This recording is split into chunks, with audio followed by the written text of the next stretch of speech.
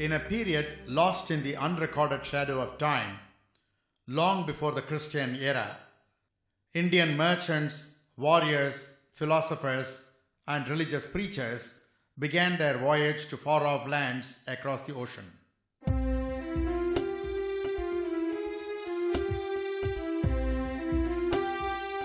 They have left their indelible impact on the culture, faith, and worldview of the people of these lands.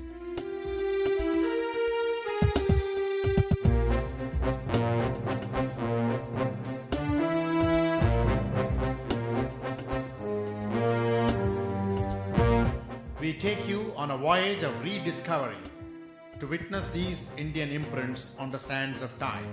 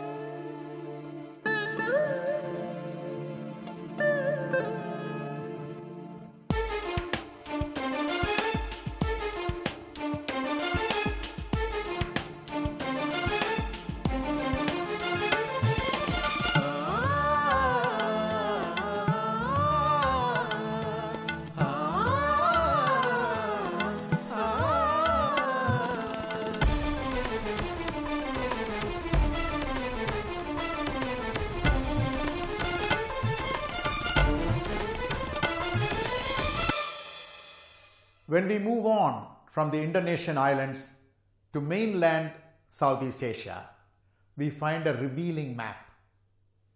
Published in 1768 by the then most known cartographers of the world, Thomas Jeffreys of England, this map shows the areas which constitute more or less current-day Indian nation state as India within the Ganges. And it shows the current areas of Myanmar, Malaysia, Thailand, Cambodia, Laos and Vietnam all clubbed together as India beyond the Ganges. Apparently, the people of that age conceived of India as a much larger subcontinent in which India within the Ganges was a profound cultural influence on India beyond the Ganges. In the later colonial era, the four countries, Thailand, Cambodia, Laos and Vietnam, were clubbed together and known as Indochina. Of these, Thailand, which was then known as Siam, retained its sovereignty throughout and never became a colonized country. However, the three other countries, Laos, Vietnam and Cambodia, were jointly known as French Indochina. The name Indochina apparently means that this is an area which was equally influenced by the great civilizations of India and China. To understand the geopolitical and cultural context of the area, let us have a glimpse of the northeastern areas of Indochina, such as the northern provinces of Vietnam, also a great university. Good health and defense are all worshipped.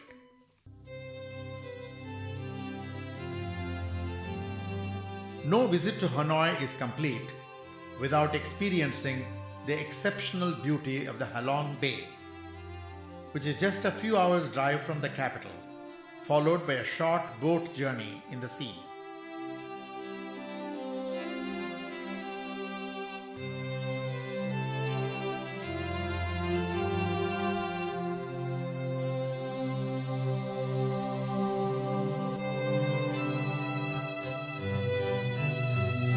This natural formation of rocks in the sea, with innumerable caves of exceptional beauty, has been declared a World Heritage Site by UNESCO.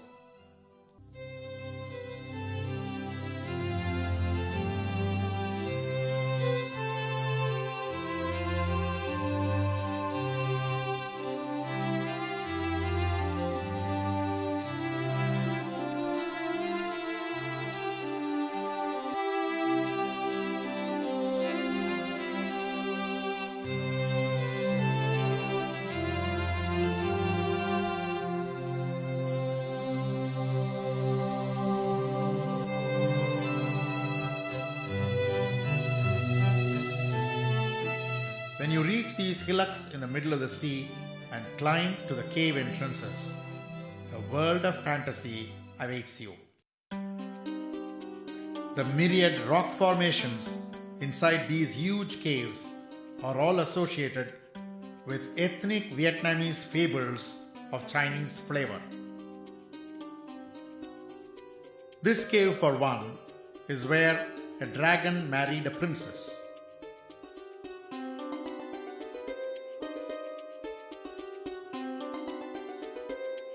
If you can tune your eyes to fantasy, you perceive the dragons, the courtiers, animals, birds, decorative furniture, curtains, and so on in these rock formations.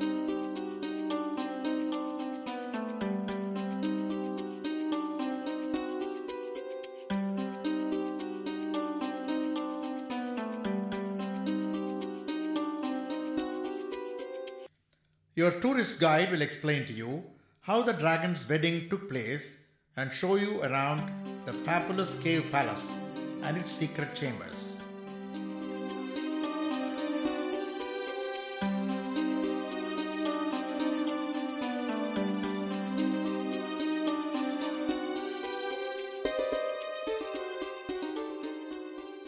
There are several caves of this kind with their own fables, and one can spend endless time in exploring them and understanding the poetry and melody of natural stone.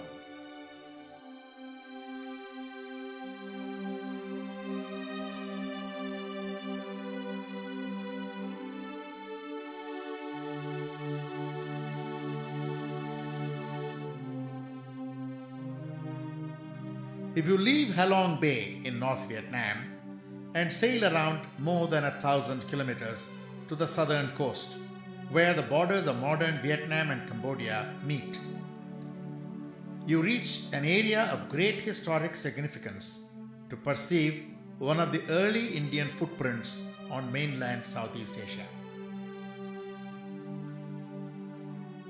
Not far from Oc Eve, which has been a port from ancient times, a legendary Indian by name Kaundinya arrived by boat, perhaps a couple of centuries before Christ.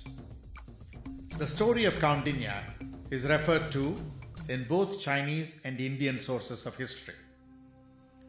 Kaundinya fought the local people, who are described as Nagas. He won the battle and fell in love with the Naga princess Soma. Kaundinya and Soma established a kingdom called Funan. Funan was founded in the 2nd century BC at a place called Vyadapura on the lower Mekong.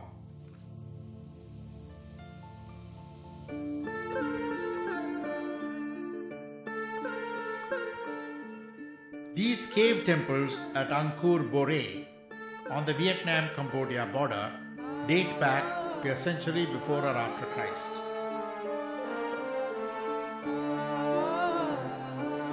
They all have remnants of Shiva lingams inside the caves.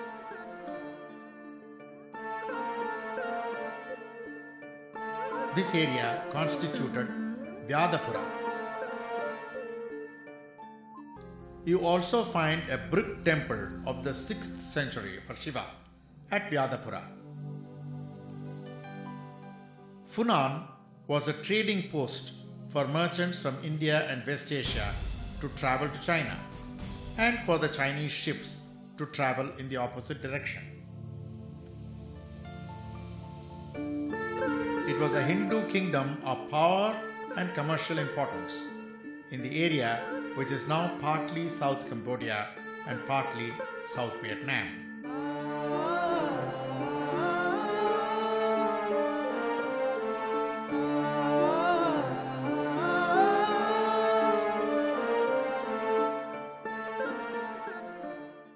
Frequented by merchants from various countries.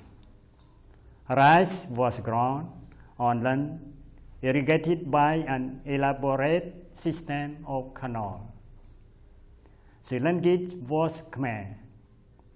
The religion was mainly Shivaism, Vishnuism, and Buddhism. តាមសិលាចារឹកមានការបញ្ជាក់ថាមហាព្រាហ្មណ៍កណ្ដាញៈបានមកពីប្រទេសឥណ្ឌាហើយបានមានមហេសីនៅប្រទេសកម្ពុជាឈ្មោះពនាងសោមា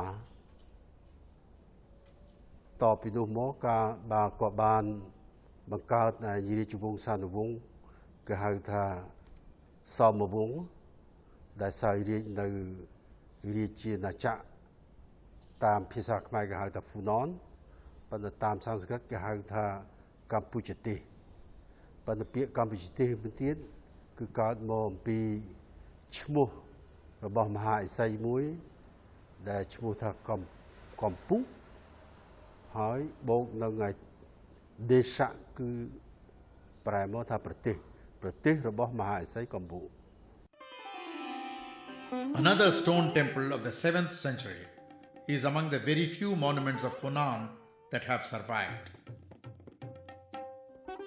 Let's leave Funan and sail north along the South China Sea to the east coast of central Vietnam. This is a part of the ancient country called Champa.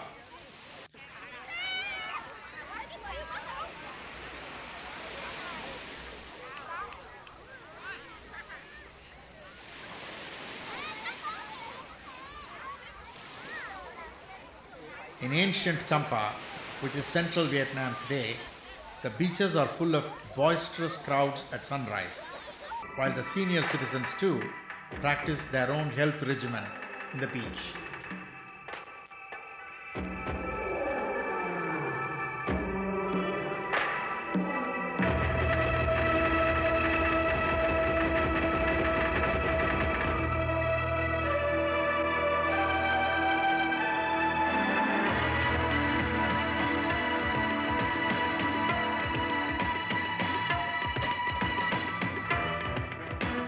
Da Nang is the capital of a province in central Vietnam. It was a part of the ancient Hindu kingdom of Champa.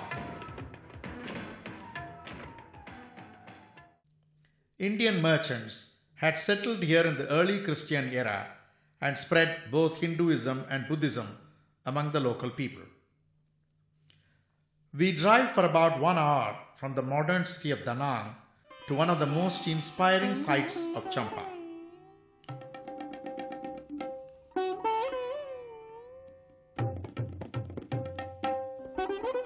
Although the footprints of the ancient Indian merchants, warriors, artists, and religious preachers are found scattered all over Southeast Asia, this World Heritage Center, Mission in central Vietnam, is of special significance. Known in ancient times as Amaravati, this was the sacred town of the ancient Hindu kingdom of Champa.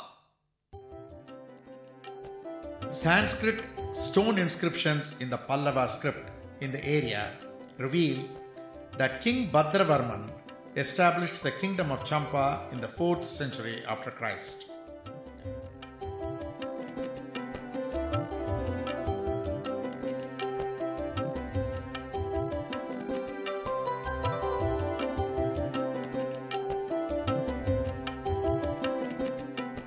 The temple complex of Mission is on the slopes of the Cat Tooth Mountain in central Vietnam. The kingdom of Champa, which gradually took over the commerce of a weakening Funan, remained a great mercantile power for over 1,000 years. Champa had its conflicts with the dominant Khmer Empire of Cambodia too, as revealed in sculptural evidence in Angkor Wat and elsewhere in Cambodia. Champa had been much influenced by the Pallavas of South India, although people of different regions of India had migrated to this kingdom and married local girls. Champa became very important because it was a large sea coast which linked India with Southeast Asia, and at the same time also influenced the trade between India and China. The Romans and the Arabs and the Iranians, particularly the Iranians, They traded with this area. They brought their wares up to India. From India, they traveled in Indian ships. And these ships went along the sea coast, which later on became Champa from the 1st century AD. Most of the relations between India and China were conducted via Champa. These brick temples of Mison were built with an indigenous binding material of plant origin, which was strong enough to keep these temples in good shape for well over 1,000 years.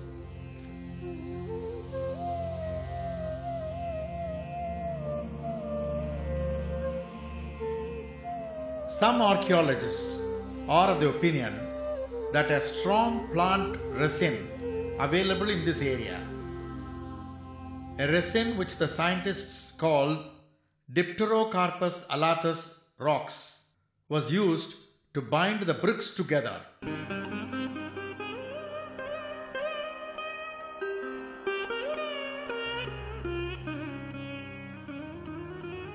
An oil derived from the resin was coated on the finished construction, increasing the strength and longevity of the buildings.